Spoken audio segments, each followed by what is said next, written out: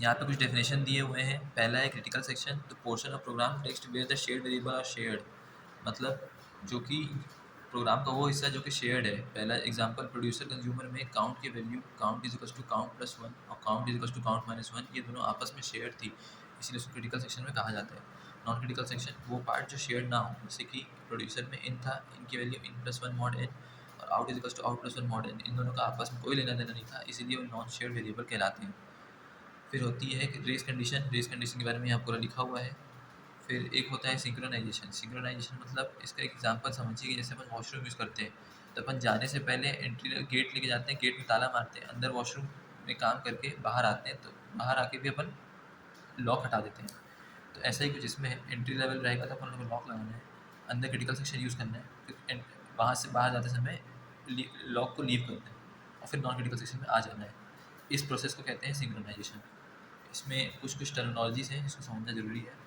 पहला होता है entry level, it ensures that one process is present in the CS at any time, it does not allow any other process to enter inside the critical section if one process is already present in the critical section. एक process होना है अगर अंदर है तो उसकी value वो critical section की वैल्यू वन कर, एंट्री लेवल की वैल्यू वन कर देगा कि अंदर कोई है, और जैसे ही आप क्रिटिकल सेक्शन यूज़ कर लो तो बाहर जाते जाते वो एंट्री एग्जिट लेवल से आउट करके जीरो कर देता है। तो ये होता है exit level, when a process takes exit from critical section some changes are made so that other process can not enter. फिर म्यूचुअल सिंक्रोनाइजेशन करने की अचीव करने के लिए तीन तीन वो हैं कंडीशंस हैं। पहला है म्यूचुअल एक्सक्लूजन, दूसरा है प्रोग्रेस, तीसरा है बाउंडेड वेट।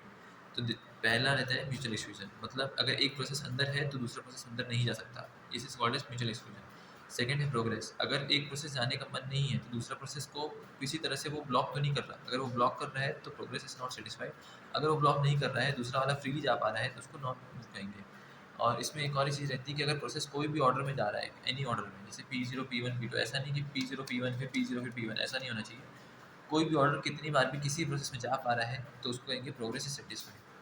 तीसरा रहता है बाउंडेड वेट, बाउंडेड वेट मतलब ऐसा तो नहीं कि कोई हाई प्रायोरिटी प्रोसेस है जो बार बार क्रिटिकल सेक्शन यूज़ कर रहा है, इसके चक्कर में कोई और प्रोसेस ऐसा हो जाए, रुक जाए, जो जा ही नहीं पा रहा, तो उसको कहते हैं बाउंडेड वेट।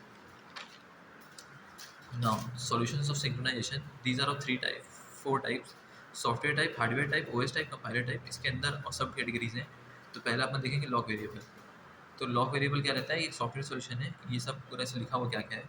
इसमें सीधी सीधी बात यह है कि अगर लॉक जीरो रहेगा मीन्स CS इज़ फ्री, और लॉक वन रहेगा means CS is busy. Lock zero मतलब जीरो, वहाँ पे कोई नहीं है, वन मतलब कोई है, और एक अगर कोई पहुँच गया तो दूसरा जाना चाहिए कि नहीं जाना चाहिए वो हम चेक करेंगे। तो इसका ऐसा पूरा डायग्राम बना हुआ है, ऐसी कोडिंग है। Int lock is zero while lock is not equal to zero, अगर ये ट्रू हुआ तो वाइल में फंस जाएगा और उसी से घूमता रहेगा। अगर zero is not equal to zero, अगर ये फॉल्स हुआ तो ये अंदर आ जाएगा और ये लॉक को ओपन करके क्रिटिकल सेक्शन यूज़ करके एग्जिट के टाइम लॉक को वापस जीरो कर देगा कि मैं बाहर आ गया हूँ और ये खाली हो गया। तो इसकी असेंबली लैंग्वेज अगर अपन देखें तो इसमें रजिस्टर की वैल्यू आती है RIM लॉक। लॉक की वैल्यू में रजिस्टर लोड करता है, फिर कंपेयर करता है कि कहीं रजिस्टर में जो वैल्यू रखी हुई है कहीं जीरो से तो नहीं है।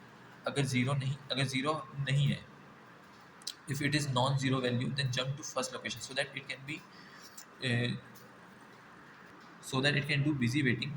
और इसके बाद फोर्थ स्टेप में अगर नहीं है तो सीधा वो फोर्थ स्टेप पे जंप हो जाएगा, वो स्टोर करेगा एम लॉक में वन की वैल्यू, CS यूज़ करेगा, फिर लॉक को जीरो कर देगा, सेम जैसे पिछले समझाया गया है।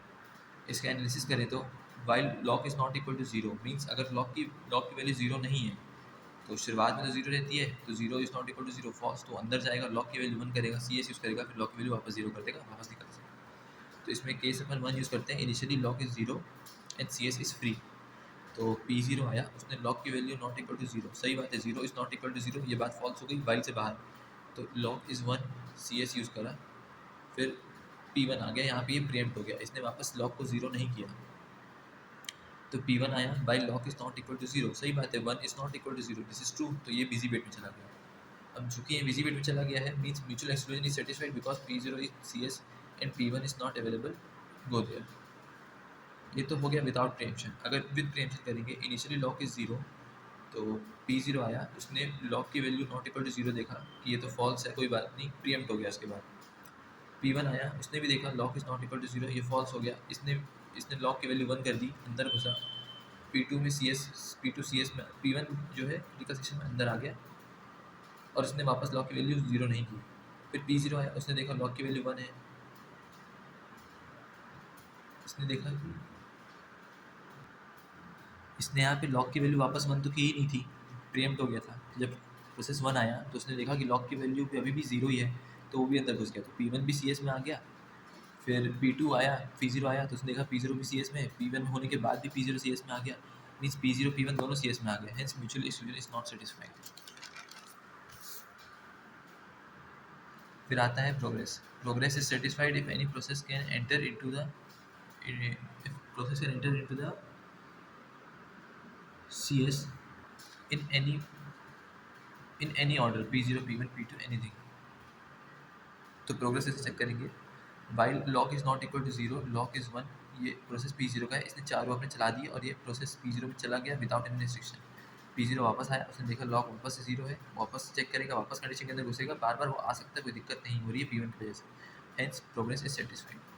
Now third case is bounding wait. Bounded wait इसमें फॉल्स हो जा रहा है क्योंकि P0 चाहे कितनी बार भी आ जा रहा है, एक बार, दो बार, तीन बार, चार बार, कोई इसका लिमिट नहीं है, P1 को आने का कोई ऐसा मौका नहीं मिल रहा है, hence bounded wait is not satisfied.